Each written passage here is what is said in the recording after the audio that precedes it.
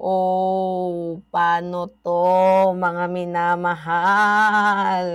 So, according nga po dito kay Attorney Reyes del Rosario, ay by the way, nakalimutan kong, okay, mag-introduce muna tayo. Hello guys, it's me again, Alicia Nyo. Nagbabalik muli para sa ating panibagong video. At ngayon, pag-uusapan natin, kasi parang antindi ng plot twist na parang gustong ilipat ni Katon Ying ang issue sa insertion kay Senator Risa Hontiveros para maibaling mga minamahal ang galit. Kasi on the hot seat ngayon ang Stronghold Insurance Company, mga minamahal na connected sa mga diskaya, sa asawa ni Rodante Marcoleta, 'di ba? So, kaya dapat kailangan patayin yung issue na yan. Pero mukhang mukhang malabo dahil meron pong nag-snitch.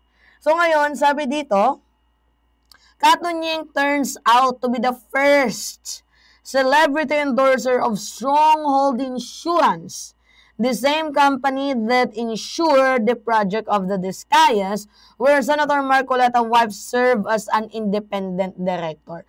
This is very interesting topic. You know what, Senator Rodante Marcoleta, you should resign dyan po sa Senate Blue Ribbon Committee for the terms and for the words delicadeza, if meron ka man nun.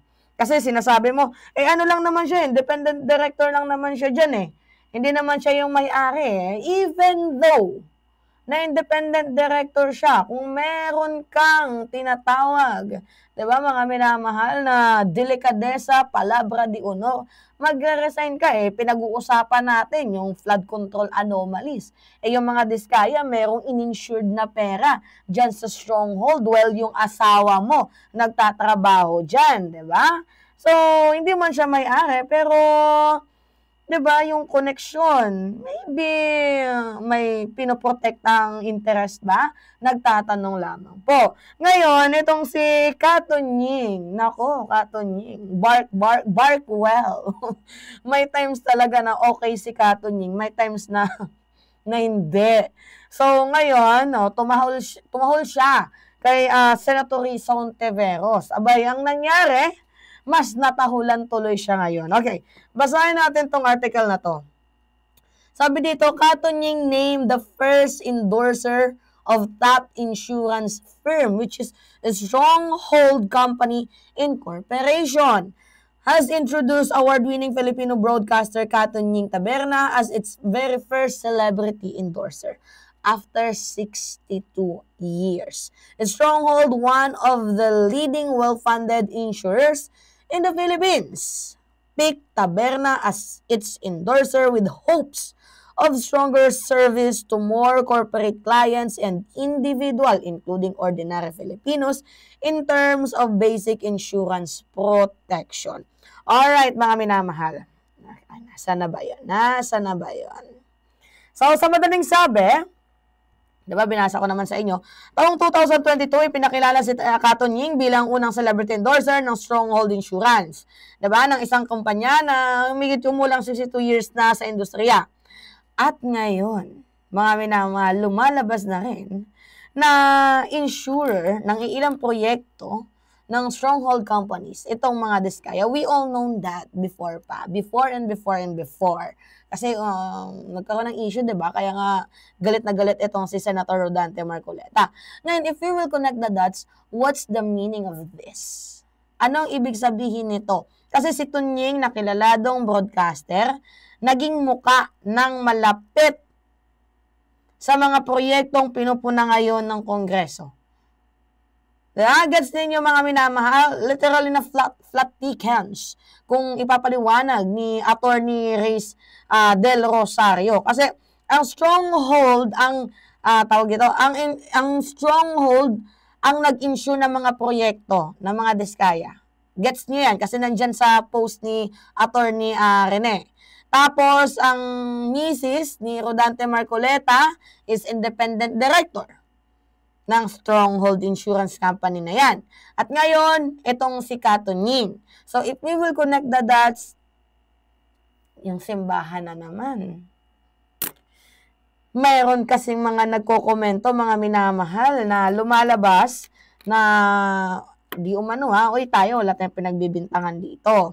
About the connection ng Iglesia ni Cristo dito nga po sa Stronghold Insurance. Nagtatanong lang tayo mga minamahal ha, kasi lumalabas dito na itong si Edward Manalo, leader ng INC ngayon, di umano, mga minamahal, di umano'y ninong sa kasal ni Katunying at ni Lynn.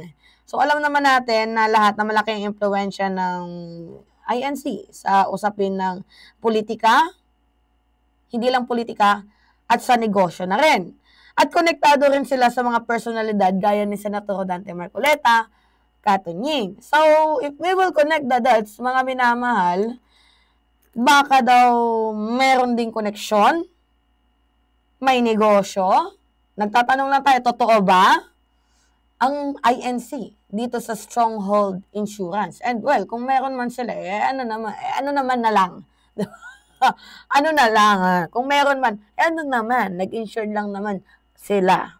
Ano naman. 'Di ba? Kasi tawag dito yung Diskaya kasi mga minamahal, sobrang napakalaki ng plot twist nila 'di ba? Sa Stronghold Insurance Company, tapos at the same time nalilink si Marcoleta, nalilink si Katunying, tas nalilink ang INC, 'di ba? Kaya hindi nakataka-taka kung bakit tila mukhang bias itong si Katunying sa kanyang mga banat. Dahil kung ang Stronghold na insurance ay meron pong ugnayan mga minamahal dito sa INC, abay baka yung mga proyekto ng mga Diskaya, 'di ba? Yung kanilang mga projects ay baka connected din daw, di umano. Mga minamahal, may ugnayan din daw di umano dito nga po sa Iglesia ni Cristo. At malinaw kung bakit biglang parang nagiging attack dog ang atake ni Katunying dito kay Senator Risa Hontiveros. Kasi ito yung malaking problema dito mga minamahal. Tawag dito, itong insurance company na to, sa totoo lang, ay dapat para sa proteksyon ng mga tao. Pero ang nangyayari, nagiging entangled sa mga politika at mga media influence. Parang ganon. Si Tunying, dating simbolo ng independent journalism, tapos ngayon, naging mukha siya ng stronghold, na konektado sa napakamakasay-sayang issue ng mga Diskaya. Ano na lang iisipin ng mamamayang Pilipino? Ang asawa ni Marcoleta nasa loob din ng kampanya. Ang INC, mga minamahal, yung connection, hindi natin maikakaila. Kahit papano. Kasi si Marcoleta, INC, si Tunying, INC. Hindi din natin alam kung INC din yung mga Diskaya. Kung ganito ang ugnayan, paano natin maasahan na magiging patas ang pagbanat ni Katunying dito nga po kay Senator Risa Hontiveros bilang isang tawag dito, broadcaster. Kasi biglang naging target lock niya talaga, mga minamahal, itong si Senator Risa. Dahil siya daw po, isa sa mga ilang senador na meron din daw pong tinatawag na tawag dito, insertion. Alam ninyo, mga minamahal, yung insertion, legal naman talaga yan. Hindi yan masama. As long as wala kang kickback, as long as wala kang anomalya. 'Di ba? Ngayon, binabatikos ni Katunying itong sa Senator Risa Hontiveros sa mga questionabling flood control din, anomalies niya, kuno. Oo, dahil meron din daw siyang budget insertion. Kasi ang narrative, parang feeling ko ang narrative ni Katunying is i-divert ang issue. Oo, i-divert, 'di ba? Kumbaga, itahol na lang kay Risa Hontiveros at ilayo dito sa stronghold companies kasi baka hindi natin alam, who knows, yung stronghold company is connected dito nga po sa INC. Kaya mga kababayan, hindi dapat tayo yung bigla-bigla lang naniniwala sa mga broadcast ni Pilopotasio. Kasi may mga baho din yung mga yan eh. 'Di ba mga minamahal? Well, makapangyarihan din naman yung boses natin sa social media, pero nakatakot-takot yung ganito, yung magbabark, you're barking in the wrong tree. 'Di ba mga minamahal? Sabi nga ng ating kaibigan, hindi na nakakapagtaka kung bakit ang dating boses ng masa ay tila naging boses ng insurance at kapangyarihan ng stronghold. Tunying, INC at mga Diskayas, lahat konektado daw. Kaya ang tanong, sino ang tunay na pinaglilingkuran ni Katunying? Taong bayan ba? O mga patron na nagbabayad ng premyo? Nagtatanong lamang po. Yan sabi yan ni Iris. Well, anyway, kayo ano yung masasabi nyo dito, mga minamahal? Interesting. Controversial.